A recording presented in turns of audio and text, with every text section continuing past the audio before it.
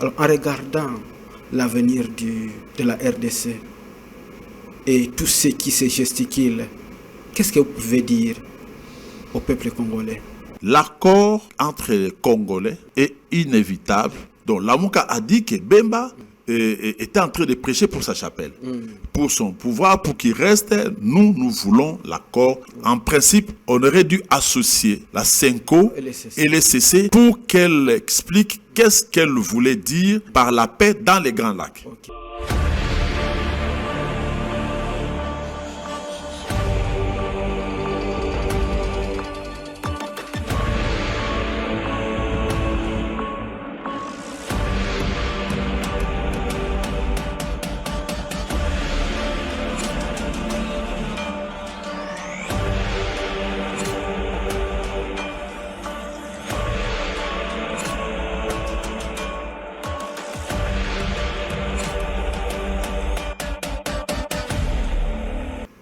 La solution à la crise en RDC peut-elle passer par le deal minier entre la République démocratique du Congo et les USA? La situation, le dialogue piloté par le Qatar à Doha, nous en sommes où avec entre le gouvernement et l'AFC M23? Le dialogue intercongolais via l'ANCENCO, l'ECC, pouvons-nous dire qu'elle devient inévitable pour renforcer la cohésion nationale, ainsi nous orienter vers la solution à la crise? Alors, pour épiloguer sur ces questions, nous allons recevoir ici un maître avocat. Il est avocat au barreau de Kinshasa Gombe, mais aussi il est un député national honoraire. Vous allez comprendre avec moi que c'est quelqu'un qui a la maîtrise non seulement du droit, mais aussi de la politique. Mesdames et messieurs, je reçois sur ce plateau Maître Jean-Bosco Mambo. Bonjour. Bonjour mon frère. Bonjour. Comment vous allez? Grâce sur grâce, Dieu nous favorise. Je crois que c'est déjà mieux. Nous sommes honorés de vous recevoir, maître. Merci beaucoup. Je suis moi aussi honoré d'être reçu encore une fois sur ce plateau de Vert Pâturage Télévision. Merci. L'actualité a évolué et là nous allons un peu brosser l'actualité avec vous pour savoir au niveau du pays, la marche du pays. Vous êtes un politique bientôt où déjà il y a beaucoup de processus pour pouvoir donner la solution à la crise en RDC. D'abord, est-ce qu'il y a la crise? Parce qu'il y a beaucoup de gens qui ne croient pas à la crise et qui pensent que le pays est en bonne marche, et c'est pourquoi le dialogue n'est pas le bienvenu. Merci beaucoup. Bon, mais je crois que, à moins de souffrir de la cécité, Oui. Il y a crise. Ok. Il y a crise sociale, il y a crise économique, Ok. il y a crise sécuritaire Ok. au pays. Et à moins d'être de mauvaise foi et de souffrir, comme je dis, de la cécité politique, Ok. pour ne pas confirmer ou pour ne pas voir qu'il y a crise. Ok. Dans tous les secteurs du pays, il y a crise. Voilà. Alors, par rapport à la résolution, vous êtes sans ignorer que ça fait beaucoup de temps où il y a l'occupation au niveau des 9 provinces maintenant par l'AFC M23 qui occupe des provinces, et le gouvernement, notre gouvernement a estimé que pour trouver la solution à ces problèmes, d'ailleurs bien avant il y a eu plusieurs processus pour essayer un peu de trouver la solution, mais là maintenant nous sommes sur un processus qui est chapeauté par Washington, les États-Unis. Et alors, il y a les deals, nos ressources sont mises sur table pour que, par ces ressources, qu'on puisse trouver le deal qui peuvent permettre qu'il y ait sécurité. D'abord, sur le plan stratégique, cette idée est-il bonne ou pas? Encore une fois, merci, mon frère. Votre question, maintenant, là, vient prendre une partie de la crise, quand je parle de la crise sécuritaire. Bon, je n'ai pas voulu entrer dans les détails parce que je suis reçu par vous. Je réponds à vos questions. J'ai dit d'abord qu'il y a crise. Et dans différents secteurs.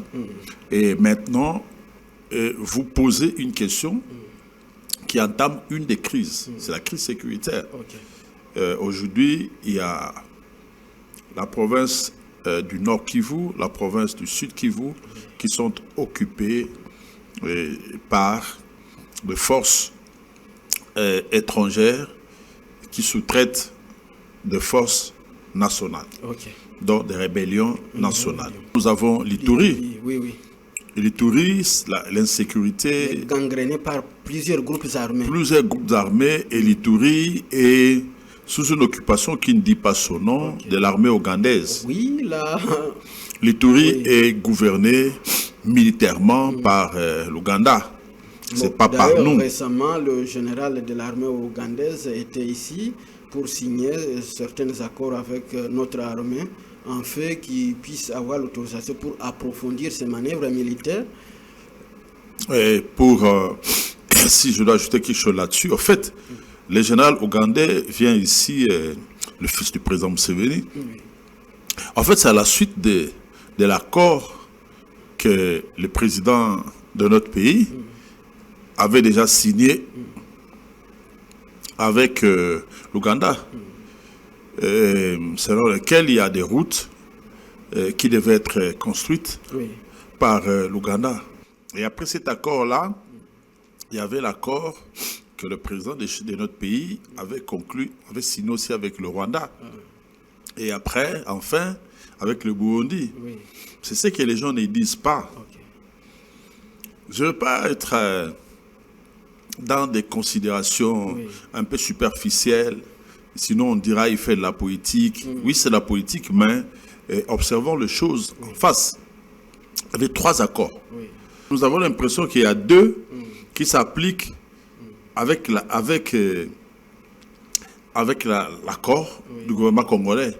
Donc l'accord entre notre pays et l'Ouganda, l'accord que nous on n'avait jamais vu lorsqu'on était à l'Assemblée nationale, ça devait passer, c'est pas passé. À l'époque, l'opposition avait déjà crié que ce n'était pas normal. Ça s'applique. Avec le Burundi aussi, ça s'applique. Je crois que le gouvernement actuel n'a pas permis que le Rwanda exécute les dispositions de l'accord entre les 2 pays.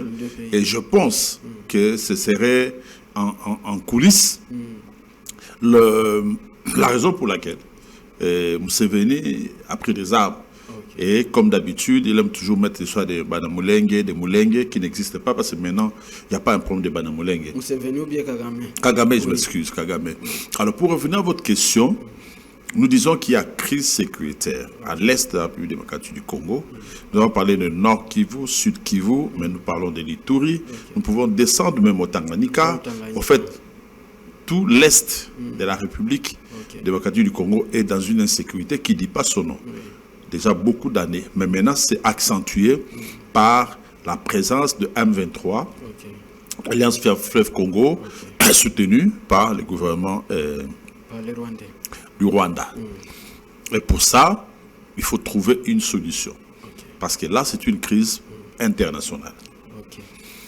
Et c'est la raison pour laquelle il y avait le processus de Luanda qui est venu après le processus de Nairobi, de l'époque, depuis le président Kabila.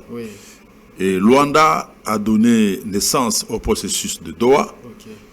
Et après Doha, c'est Washington. En fait, nous discutons partout. Est-ce que c'est bien? Est-ce que c'est mauvais? Je ne sais pas.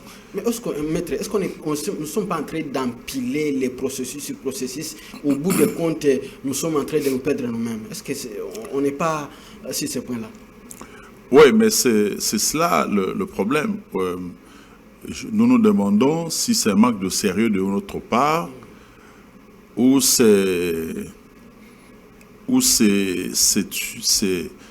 une légèreté de notre part. Il y a des choses comme ça. D'abord, la première des choses, c'est que nous ne sommes pas forts militairement. Et pour ça, nous devions très tôt lever l'option des négociations. Parce que lorsque il y a guerre, lorsque vous faites la guerre, Kissinger l'avait dit, toute guerre doit être accompagnée d'une fenêtre de discussion. Ce qui fait que même si les Iraniens se battent avec les Américains aujourd'hui, vous pouvez voir aujourd'hui les ministres des Affaires étrangères iraniens prendre son avion, aller jusqu'à Washington. On ne les tuera pas, on va discuter avec eux. Il peut même aller, même en Israël là-bas, les premiers ministres israéliens ne les tuera pas. Donc parce qu'il y a comme des conventions au niveau international qui permettent que même quand vous vous battez, vous puissiez discuter. Et surtout, stratégiquement, lorsque vous réalisez que militairement vous n'êtes pas puissant, il faut mettre l'accent sur maître, les quand discussions. est-ce qu'on a réalisé? Parce que je me souviens de la parole du président qui avait dit qu'il a trouvé une armée organisée et structurée et que l'aperçu qu'il avait de l'armée en dehors du pouvoir dans l'opposition et l'aperçu qu'il a maintenant à l'exercice du pouvoir, ça a vraiment changé. Mais lui-même qui a dit cela, quand est-ce que l'armée dont nous avait dit structurée et organisée a trouvé des failles? Ouais, moi, je pense que cette question-là, ça aurait été bien posé au président Tshisekedi lui-même, pas celui qui a trouvé cette armée-là. Mais il faut dire que l'armée qui combat aujourd'hui, ce n'est pas l'armée que lui l'a trouvée. Parce que les hommes de troupes peuvent être les mêmes, mais le commandement a beaucoup changé. Et dans l'armée, le commandement joue un rôle très très important. Et c'est lui qui doit nous répondre. S'il avait trouvé une armée structurée et tout ça, et pourquoi il a chambardé les commandements de cette armée-là, les chaînes de commandement? Parce qu'ici, il y a un problème d'hommes. Il y a un problème d'hommes, il y a un problème de commandement. Je suis très sûr que nos soldats qui se battent sont vaillants. Parce que je ne pense pas qu'on a un problème d'effectif. Voilà, on n'a d'abord pas un problème d'effectif. Maintenant, il faut un chef qui galvanise les troupes. Un chef qui est dans la bataille, qui est dans la guerre. Pas un chef qui est dans les affaires. Et je ne veux pas entrer dans des considérations de WhatsApp, des réseaux sociaux, mais à un certain moment, les gens ont remis en cause les compétences, si pas les compétences, la bonne volonté du cabinet militaire, du chef de l'État. Donc on a parlé du chef du cabinet militaire, du chef de l'État, de la maison militaire du chef de l'État. On a parlé de quelques commandants, des chefs d'état-major, ainsi de suite. Lorsque cette chaîne-là de commandement est pleine des hommes d'affaires, des commerçants, des gens complaisants, des gens corrompus, vous ne pouvez pas gagner une guerre. Vous ne pouvez pas du tout gagner une guerre. Donc c'est ça. Donc la question, il fallait poser ça au chef d'État. Mais je reviens à la question principale des négociations. Les négociations, il aurait donc fallu que nous entamions ces discussions depuis très longtemps. Pourquoi? Parce que déjà à l'entrée du pouvoir, à la prise de pouvoir par le pouvoir actuel, par le président actuel, il avait déjà lui-même commencé à discuter avec les ténors de M23, qu'il a appelé à Kinshasa. Il a discuté avec eux. Donc, il discutait avec eux. Mais lui, personnellement, a dit qu'on les avait, son ministère de l'Intérieur de l'époque, les avait appelés ici à Kinshasa à son. Il n'était pas au courant qu'ils étaient ici. Selon ses dires. Bon, je m'abstiens souvent je m'abstiens de donner mes positions dans ce genre, la position lui dans ce genre de comportement ou d'attitude. Parce que la responsabilité voudrait que rien ne vous échappe. Vous ne pouvez pas vous dire responsable et avoir des collaborateurs qui prennent des initiatives qui empiètent sur vos compétences et le moment venu vous dites je ne savais pas. C'est-à-dire qu'on est dans un pouvoir où tout le monde ou n'importe qui ferait n'importe quoi. Et donc, on est en droit de se poser la question finalement si on est gouverné, et on est en droit de se poser la question si on a une autorité. C'est pas de réponse, c'est pas de réponse responsable. Ce n'est pas bon. C'est pour ça que je n'aime pas trop, parce que moi, ça m'indispose. C'est la réponse qu'on ne peut pas donner. Un ministre de l'Intérieur ne peut pas appeler des gens qui avaient pris des armes à un certain moment contre le pays. Ils viennent ici, ils les logent, et puis tout, il fait tout, il ne te dit pas. C'est pas normal. Donc, il fallait donc négocier depuis longtemps avec ces gens-là. Moi, je pense qu'il fallait négocier depuis longtemps. Parce que nous, on savait ce que nous étions. Mais qu'à cela ne tienne, aujourd'hui, nous sommes allés à Doha. Nous étions à Luanda, ça n'a pas donné. Kagame nous a fait beaucoup danser. Et encore que là, à Luanda, nous, on avait accepté beaucoup de choses. Comme d'habitude, le Congo, dans toutes les discussions avec le Rwanda, prend 10 obligations et donne au Rwanda 10 droits. Le Congo s'oblige et le Rwanda bénéficie des obligations du Congo sans obligation. Je ne sais pas pour quelle raison. Mais ça n'a pas donné. Et l'Angola n'a pas donné, Luanda, Doha, et Doha maintenant fusionné avec les États-Unis. Et les États-Unis, s'ils sont entrés, c'est beaucoup plus parce qu'à côté de ces discussions, on leur a proposé des minerais. Et avec un président plus affairiste que politique, comme Trump, mais il est politique, il est intelligent, il sait comment il joue, mais il est plus dans les affaires, plus d'argent, parce qu'il lui parle d'économie, pour rendre à son Amérique sa grandeur. C'est ça l'appât.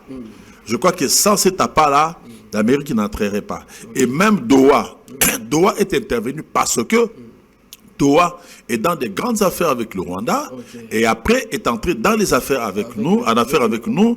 Et les affaires avec le Rwanda, c'est sous le dos du pillage. Et après, il est entré régulièrement chez nous aussi. Donc, il veille à ce que cet espace-là, qui génère beaucoup d'argent pour lui, puisse être pacifié. Donc, c'était l'intérêt économique qui a imposé Doha.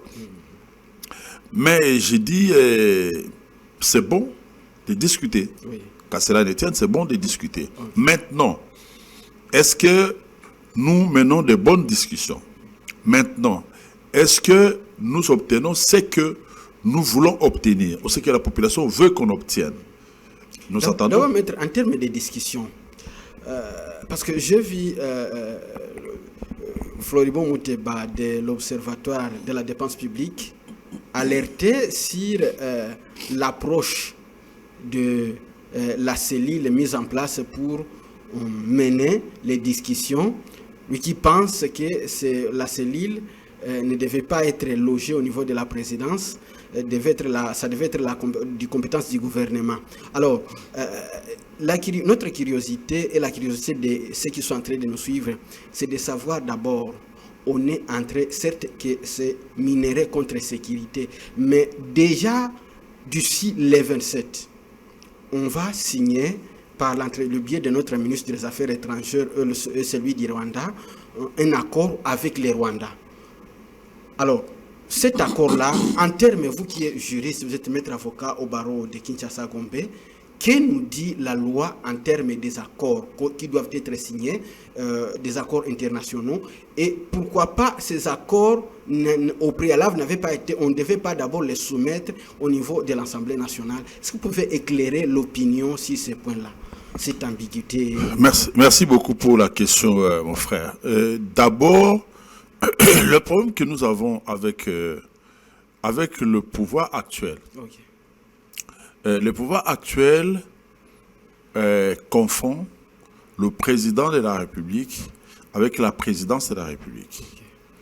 La présidence de la République n'est pas une institution de ces pays-ci. C'est le président qui est une institution, c'est le Parlement qui est une institution, c'est le gouvernement qui est une institution, et les cours et tribunaux représentent une institution. Et aujourd'hui, la présidence passe pour être une institution. La présidence n'est pas une institution. conformément à notre constitution, les prérogatives des affaires étrangères, ça c'est du président de la République qui l'exerce avec le gouvernement. Mais les chefs de la diplomatie, c'est le président de la République. Ce n'est pas la présidente, c'est le président de la République. Donc c'est la personne du président de la République. Qui est une institution. Et la personne là se fait accompagner par le gouvernement, pas par la présidence. Okay. Mais aujourd'hui, on voit les conseillers de la présidence qui représentent notre pays. La présidence ne représente pas notre pays à l'extérieur. C'est le président qui représente notre pays à l'extérieur. Okay. Et à côté de lui, il y a les gouvernements. Donc si le président passe, il y a le ministre des Affaires étrangères qui vient après. Ce sont les deux autorités du pays qui peuvent entamer des discussions au nom de la République. Pas les gens de la présidence. Et s'il y a des experts, ça doit être des experts du gouvernement. C'est qu'il y a aussi des membres du gouvernement qui sont là, mais c'est piloté par la présidence. Mais c'est ce que je suis en train de dire. C'est le président avec le gouvernement. Ce n'est pas le président avec la présidence, mais à la présidence qui est préséant, qui est préséant à la présidence. Ce n'est pas parce qu'ici vous prenez des ordonnances, vous dites le directeur de cabinet à rang du Premier ministre. Non, ça c'est vos rangs à vous. Mais par rapport à la Constitution, le président de la République, après le président de la République, la préséance, c'est au Parlement. Après le Parlement, c'est le gouvernement. Okay. Et si on enlève le Parlement, après le président de la République, c'est le gouvernement. Okay. Et vous ne pouvez pas prendre un conseiller de la présidence qui pilote une mission dans laquelle il y a des ministres. Ça n'existe pas. Ça ne peut pas fonctionner comme ça. Bon, malheureusement, chez nous, ça se passe comme ça. Parce qu'on dit, je suis de la présidence. Tu es de la présidence, mais tu n'es pas président. Okay. C'est le président qui est supérieur. Sinon, ces gens-là, vous verrez un directeur de cabinet qui va dire, je suis préséant par rapport à un député. Okay. Je suis préséant par rapport à un sénateur. Ça n'existe pas. Après le président, c'est le député, par son président. Donc, il y a un problème. Il y a un problème chez nous, c'est vraiment le monde à l'envers. Et ce n'est pas normal, ce genre de comportement. Première des choses. Deuxième des choses, les accords internationaux. Nous, on ne peut pas, le président et le gouvernement ne peuvent pas procéder à des signatures, des accords internationaux de ces gens-là, sans... C'est vrai, il y a des accords qui passent, nous ratifions. Et il y a une convention internationale et puis on accède à la convention internationale. Mais ce sont des accords bilatéraux. Et puis un accord comme celui-là, comme nous décrions déjà ces accords de l'Est qui nous mettent en difficulté, comme déjà à l'époque, Kamere avait quitté la présidence de l'Assemblée nationale parce que Kabila avait négocié avec Kagame. Ils ont signé un accord pour que Kagame entre chez nous. Sans que l'Assemblée nationale soit informée. Okay. Et le président Tshisekedi, ayant connu ça, bien qu'il a connu ça, il ne s'est pas embarrassé de signer 3 accords successifs avec l'Ouganda, le Rwanda, le Burundi à l'époque. Mais le président Martin Fayulu a fait même beaucoup de bruit. Il avait dit que ce n'est pas normal. Okay. Ça doit venir, l'Assemblée doit passer. Et ils avaient même convenu qu'il y ait des policiers rwandais. Des policiers rwandais qui entrent à Goma. Et c'est la société civile, c'est l'opposition politique qui a fait beaucoup de bruit pour que ces accords-là ne puissent pas être exécutés. Okay. Et on continue la même pratique. Ce n'est pas normal. Et vous vous souvenez que le président de l'Assemblée nationale actuelle avait été reçu par le président de la République. Oui. Et à la sortie de cette audience, il a dit que le président l'a rassuré, qu'aucun accord ne sera signé sans qu'il ne passe à l'Assemblée nationale. Bon, on va voir, ils vont peut-être paraffer et attendre la session de septembre, ou bien ils vont paraffer et convoquer... des accords comme ça nécessite qu'il puisse convoquer une session extraordinaire pour se pencher sur là. Il s'agit de la sécurité nationale qui est mise en cause. Non seulement de la sécurité nationale, de la souveraineté. De la souveraineté du pays, oui. Parce que c'est la souveraineté du pays.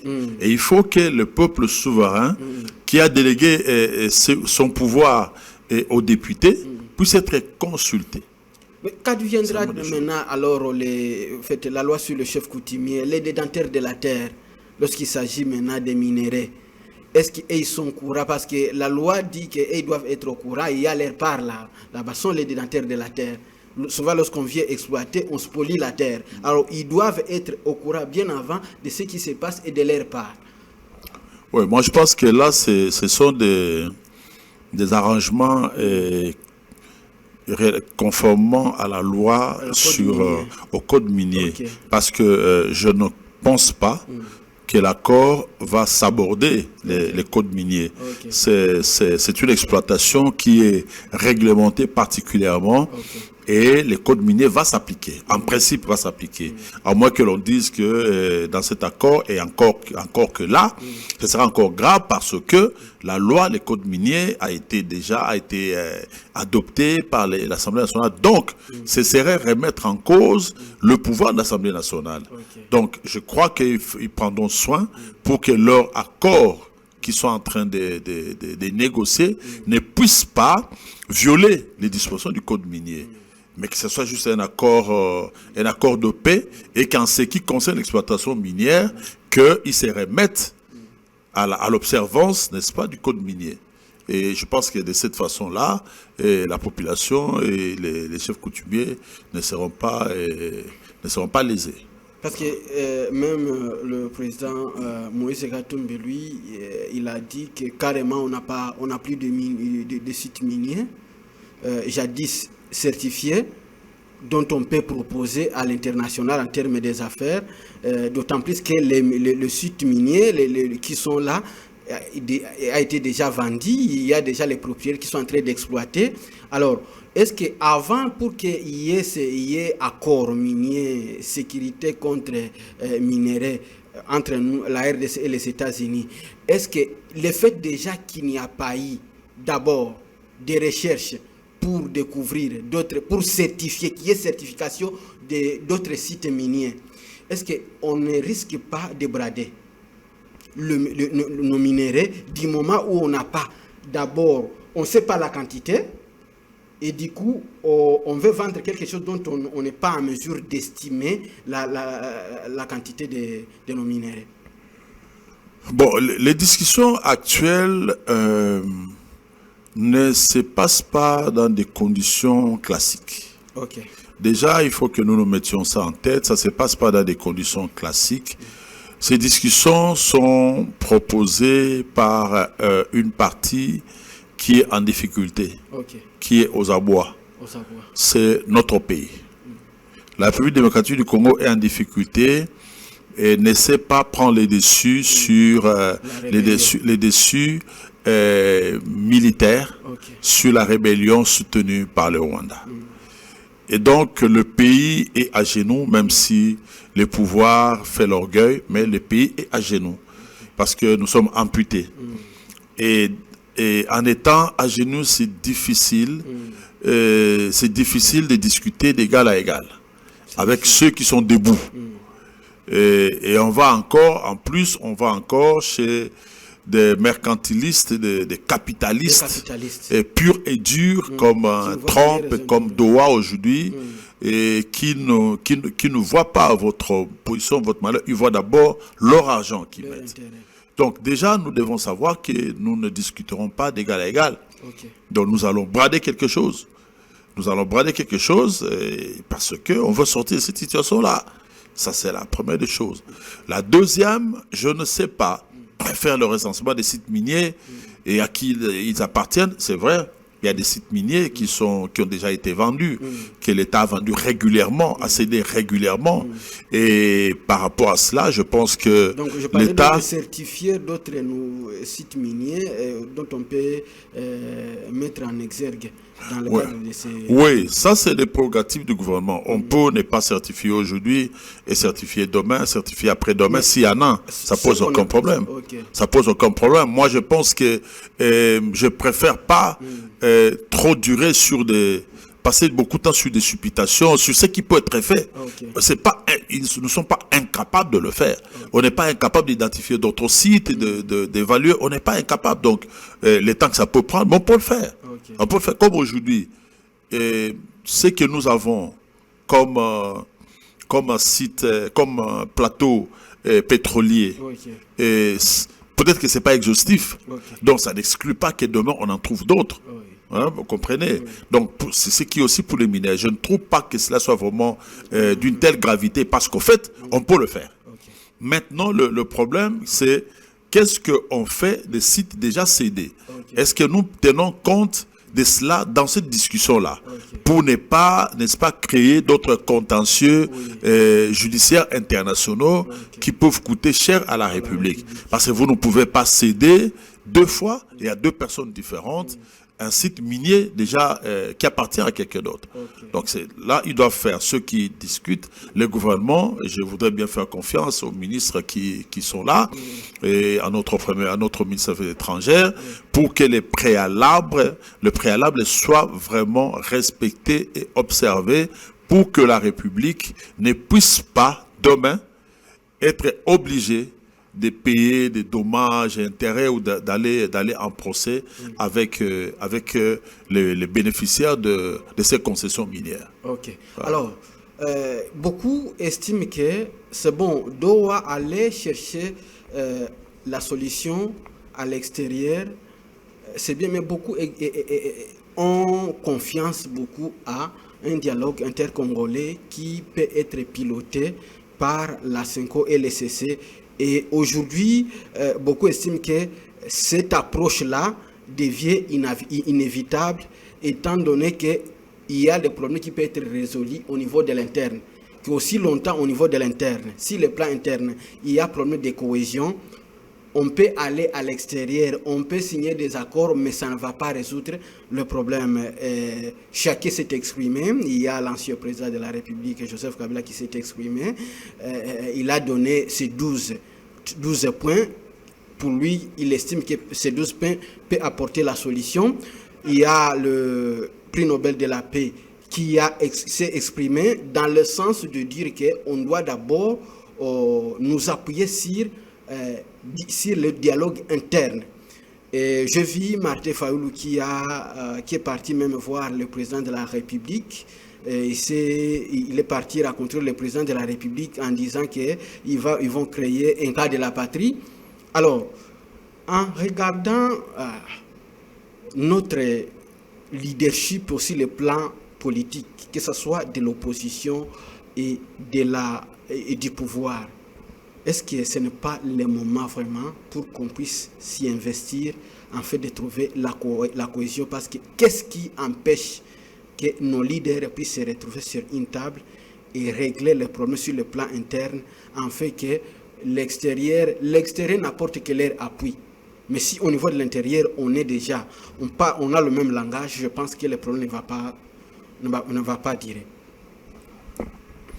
Merci beaucoup, mon frère. Ce qui empêche, c'est l'égoïsme. C'est l'égoïsme. Ce qui empêche, c'est le manque de sérieux. Ce qui empêche, c'est le sens des responsabilités qui manquent. Okay.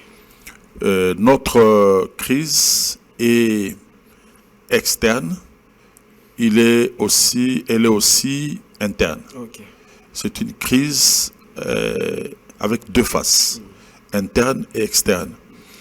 Et malheureusement, lorsque déjà au niveau intérieur, la société civile et les opposants internes, les opposants politiques et pacifiques disaient qu'il y avait crise et qu'il fallait discuter, le pouvoir n'a jamais accepté ça. Okay. Alors que le pouvoir s'évertue à violer impunément le droit démocratique de beaucoup de citoyens. L'intolérance est telle qu'aujourd'hui, tu ne peux pas parler du président de la République contre lui, donner un avis contraire à lui, un avis contraire même à l'UDPS, même à Augustin Kabouya. C'est que le camp Kabila a dit de mettre fin à la tyrannie et à la dictature. Même à Kabouya. Donc, même si tu dis un truc, quelque chose contre Kabouya, donc il y a des gens qui se ruent comme si Kabouya était devenu la République. Donc, l'UDPS est devenu le pays. Oui. L'intolérance est telle que on ne peut pas bien fonctionner et le pays ne peut pas bien fonctionner. Il y a crise.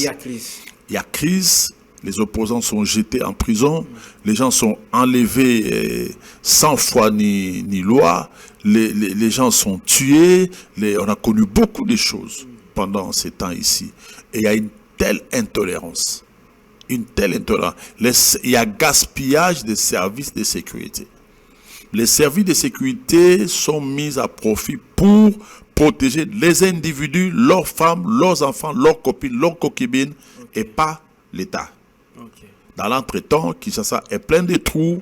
Dans l'entretemps, on ne peut pas rouler. Dans l'entretemps, on ne peut pas planifier quelque chose parce que les salaires ne suivent pas. Dans l'entretemps, on ne sait pas acheter et manger. Dans l'entretemps, on ne sait pas accéder aux soins de santé. Dans l'entretemps, énormément de choses. Il faut des discussions internes. Lorsque on écrase les opposants en fomentant et en soutenant des procès bidons, juste pour les écarter, on écarte Moïse, on écarte Matata, on écarte Kabila, on écarte, c'est un malaise. C'est un malaise. Ça crée un grand malaise. Ça, c'est, vous écrasez c'est un grand malaise. Et les gens là sont des politiques. Et les politiques vivent du pouvoir. Le sang, pour eux, ils doivent bouffer le sang pour vivre. Et manger le sang pour un politique, c'est faire la politique. C'est être dans la vie politique. Donc, ils ne vivent que... C'est ce qui circule dans leur sang, c'est la politique. Maintenant, vous le coupez. Alors, vous leur donnez l'occasion de faire autre chose. Alors, parce qu'on ne veut pas que les gens aillent faire autre chose, comme ce qui est fait bien avec les Nanga qui sont partis, il faut discuter. Et le président de la République avait compris ça. Au lendemain de la chute de Goma et Bukavu, c'est le président qui a reçu la Senko. Le président a reçu la Senko. Et il leur a demandé de faire quelque chose. Et la Senko est cessée, bien sûr. Il leur a demandé de faire quelque chose. C'est alors que ces deux églises ont préparé le pacte social pour la paix. Au Congo et dans la région de Grand Lac. Et eux, ils avaient bien vu la chose. Leur accord avait deux volets. La paix au Congo et dans la région de Grand Lac. Donc, en principe, les discussions qui se tiennent aux États-Unis, dans ces discussions-là, en principe, on aurait dû associer la Senko et les CC pour qu'elle explique qu'est-ce qu'elle voulait dire par la paix dans les Grands Lacs. Cet aspect-là des Grands Lacs. Et on intègre ça dans les discussions de Washington. Comme ça fait un accord global pour l'international. Et nous revenons ici pour la paix au Congo. Parce que cet aspect de paix au Congo. Et cette discussion est inévitable. C'est inévitable, malheureusement, l'égoïsme, l'irresponsabilité, le manque de sérieux fait qu'il y a des hommes politiques chez nous qui se permettent de raconter des histoires. On a vilipendé la Senko, j'ai vu même le monsieur qui a demandé même que la Senko puisse aller demander s'enregistrer au niveau du ministère de l'Intérieur pour qu'il puisse jouer les rôles qu'il joue politiquement en tant comme un parti politique. On a dit que la Senko est des mèches avec Katumbi, avec Kabila, et ce qui fait que on ne peut pas, leur lutte, c'est pour les individus. Êtes-vous d'accord avec cette approche? Vous savez, mon frère, j'ai souvent quand tu me poses des questions, il y a des questions pour lesquelles j'ai dit je suis mal à l'aise pour parler, parce que c'est pas parce que je suis incompétent pour répondre à ces questions-là, mais c'est parce que je cherche comment comprendre ces genres de raisonnements-là, je trouve pas. Là, c'est lui qui donne ces accusations, il dit que la Senco est des mèches, là c'est un membre du gouvernement, un VPM du transport, je parle de Jean-Pierre Bemba, qui il dit clairement que la Senco travaille contre le président de la République, avec Katumbi. Oui, mais j'ai dit ici, j'ai dit que les gens, l'égoïsme, l'irresponsabilité, l'égoïsme et l'essence d'irresponsabilité et l'irresponsabilité combattent les dialogues internes. Le vice-premier ministre et ministre des Transports n'est pas un enfant. Oui. Il sait que pendant l'époque coloniale, les Belges ont arrêté Kimbangu.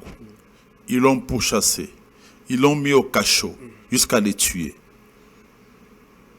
Il sait que lorsque Mobutu accède au pouvoir, Mobutu s'est battu contre Albert Maloula. Il sait que les Echao et tous ceux qui ont suivi, les Monsengo et tous, ils n'ont pas été en odeur de cet état avec les pouvoirs. Oui. Tous les pouvoirs. C'est parce que l'Église a une ligne. Chaque fois que la population, le croyant, la population souffre, l'Église se met du côté de la population. Du côté du faible.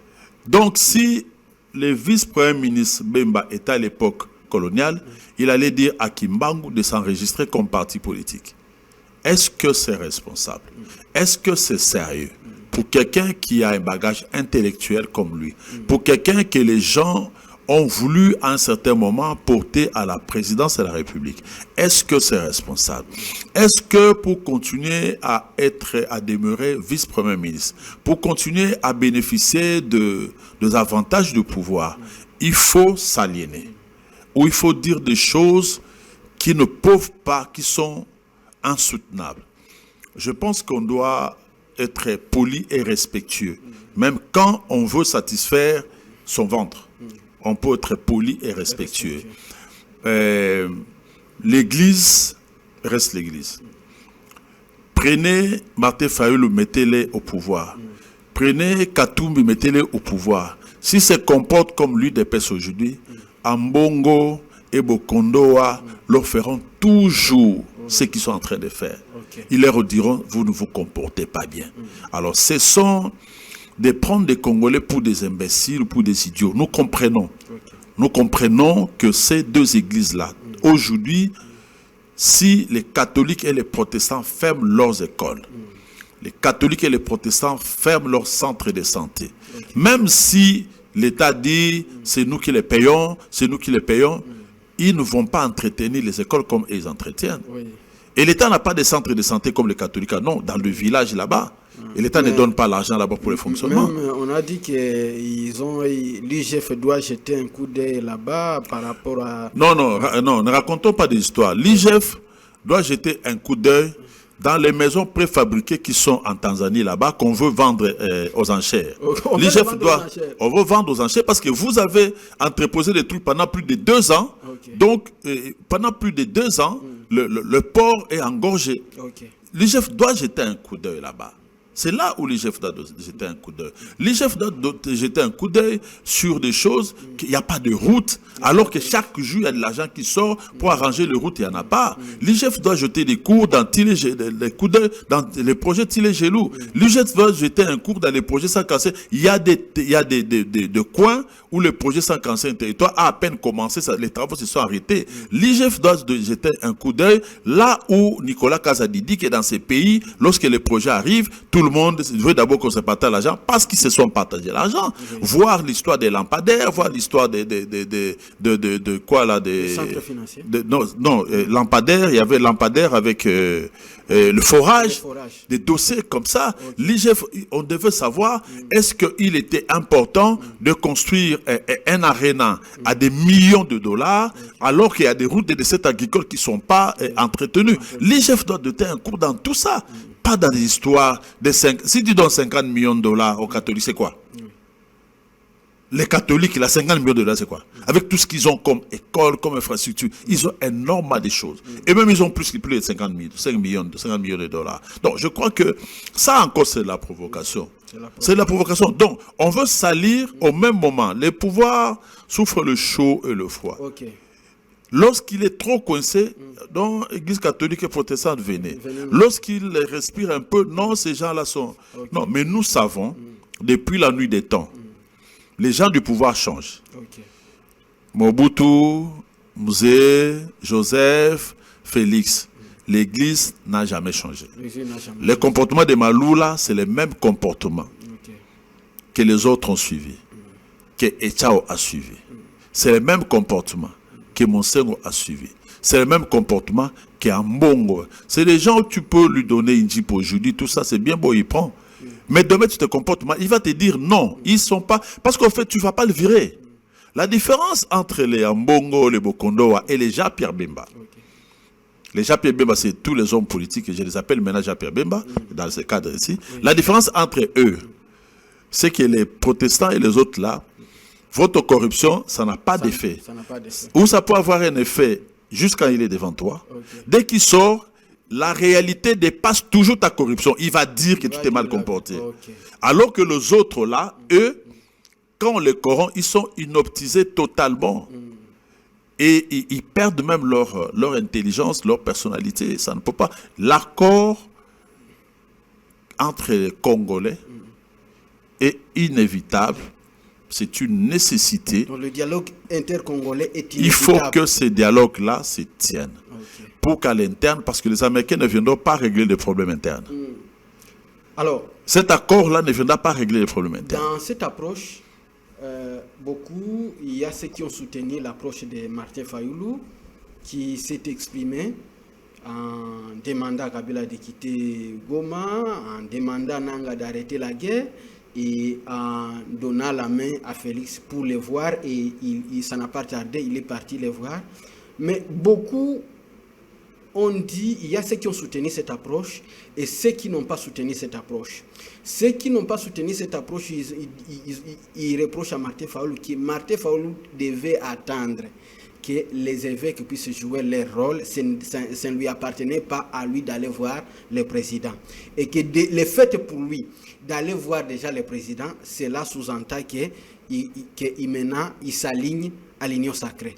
Et d'autres personnes estiment que Martin Fayoulou il a bien fait, il devait quand même aller voir son frère, le président de la République. Alors, pouvez-nous nous éclairer l'approche de Martin Fayoulou? Parce que dans son dire, il a été dire avec Kabila, il a été dire avec Nanga, mais il a été beaucoup diplomatique envers Tshisekedi, et ça n'a pas tardé, la présidente via la porte-parole du président de la République, Tina Salama, a répondu, ça n'a pas duré, que le président veut le voir. Et ça n'a pas tardé, on a vu les accolades entre le président Eli, je pense qu'il ne peut plus s'appeler Eli, d'autant plus qu'il a reconnu déjà le pouvoir en place. On a vu les accolades entre lui, et en sortant, il a dit qu'il était venu pour créer les camps de la patrie. Alors, certains s'interrogent, est-ce que tout celui qui ne aborde pas cette approche-là, devient-il ennemi de la République? Essayez un peu de nous éclairer, vous êtes politique.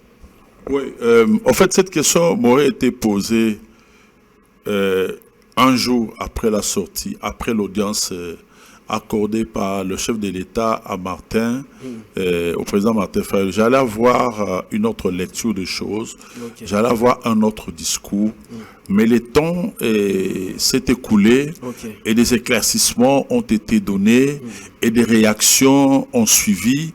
Ce qui fait que j'ai un autre discours pour l'instant. Vous allez continuer. Certains de l'opposition disent carrément que Martin Fayulu a trahi son combat. Oui, et ceux qui ils sont responsables de leur position. Oui. Moi, ce que j'ai suivi, quand le président Martin a parlé, effectivement, je m'étais dit, bon, pour lui, Kabila, Nanga et Tshisekedi sont les trois qui ont dealé pour voler la victoire du peuple en 2018. Donc, lors de son premier discours, quand il a parlé, quand il a renvoyé Nanga, Kabila, j'aurais voulu qu'il puisse leur rappeler à tous les trois que n'oubliez pas que c'est vous trois qui avez mis ces pays dans ces conditions ici. Ça, j'aurais bien voulu vraiment qu'il ajoute ça.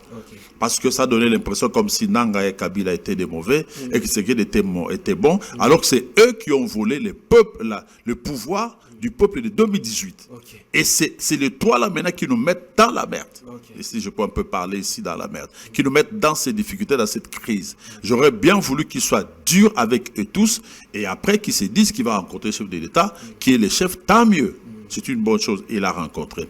Mais ce que j'ai apprécié, à part le fait qu'il a parlé du cas de la patrie, encore qu'après, les explications sont venues pour dire que c'est tous ceux qui veulent l'unité du pays, il a insisté pour que les dialogues mettent une Kinshasa, donc les dialogues selon la CENCO et les CC doit se tenir. C'est là le vrai problème. Et si j'ai dit que j'ai un autre discours aujourd'hui, c'est parce que lorsque Bemba fait sa sortie, en renvoyant dos à dos Kabila, Moïse et tout le monde, Fayulu a réagi contre Bemba. Donc Lamuka a dit que Bemba était en train de prêcher pour sa chapelle, pour son pouvoir, pour qu'il reste. Nous voulons l'accord avec dans les formats, sous-formats et CCLRS. Donc, si il y avait un faux pas au départ, mais par la suite, Fayulu, donc disons Fayulu et Lamuka, sont en train de mettre l'accent sur l'accord proposé par la CENCO et les CC. Et en plus, tel que je connais Fayulu, je ne le vois pas en train de se faire nommer aujourd'hui dans le contexte actuel par Tshisekedi. Je ne le vois pas. Parce qu'en fait, il serait à la merci de Tshisekedi. Je ne le vois pas. Je le vois, s'il veut entrer au pouvoir, je le vois venir dans le cadre de cet accord global. Parce qu'en fait, cet accord dira quand est-ce qu'on accède, comment on accède, comment on part, comment... Et cet accord va aussi régler, c'est sûr, les conditions des élections à venir. Parce que Fayulu n'est pas un enfant, il a raté 2018, il a raté 2023, il ne va pas travailler pour 2 ans. S'il entre, c'est celui qui va travailler pour 2028. Et donc, il doit veiller à ce que les règles soient mises en place convenablement pour que, dans la mesure du possible, que tout le monde ait les mêmes chances d'accès. Et c'est là où je dis que mon analyse est différente aujourd'hui que les premiers jours qu'on avait. Mais lorsque le président Martin Fayulu demande à Kabila de quitter Goma, alors, bon, qu'est-ce que vous attendez? Martin Fayulu veut qu'il ne connaît pas que les immunités de l'ancien président a été levées. Martin Fayulu, bon, Goma n'est plus Congo. En fait, est-ce que vous pouvez nous éclairer? Vous êtes un politique chevronné, un maître avocat. Alors, la lecture de Martin Fayulu, quels sont les noms-dits de Martin Fayulu lorsqu'il demande à Kabila de quitter Goma? Les politiciens congolais ou les Congolais aiment beaucoup spéculer. Les Congolais, ils aiment se montrer en racontant même ce qu'ils ne connaissent pas, même ce qu'ils ne comprennent pas. Ils aiment ça. Ils aiment entrer dans les têtes des gens, ils aiment créer des conflits. Moi, j'aime faire passer un message clair.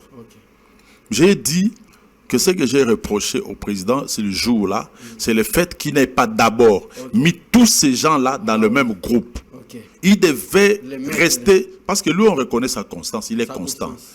Il devait d'abord leur dire, sachez que Kabila, Nanga Tshisekedi, vous trois, c'est vous qui nous avez mis dans ces pétrins, parce qu'en 2018, vous avez volé le pouvoir du peuple. Ok. C'est ce que moi je le reproche.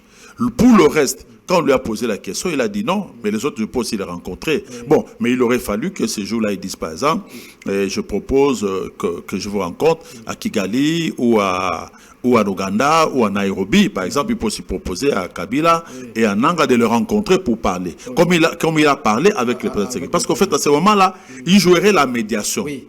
Alors, sa position, les gens ont pris ça comme si... Sa position, les gens ont pris ça comme si il voulait seulement discuter avec le président Tshisekedi et pas avec les autres. Alors, Et après, lorsqu'il vient défendre le projet de dialogue de catholiques, c'est là où ça couvre cette faiblesse-là. Parce que dans cet accord-là, on ne peut pas exclure les gens. ok. On ne peut pas exclure Nanga, on ne peut pas exclure Kabila. Ok. Donc, je ne veux pas entrer dans sa tête pour dire pourquoi il n'a pas tenu compte de ceci ou de cela. Ok. Mais moi, j'aurais bien voulu seulement que ces jours-là, il rappelle encore à ces trois-là que la crise d'aujourd'hui, c'est eux qui l'ont créée Ok. pour avoir volé le pouvoir du peuple.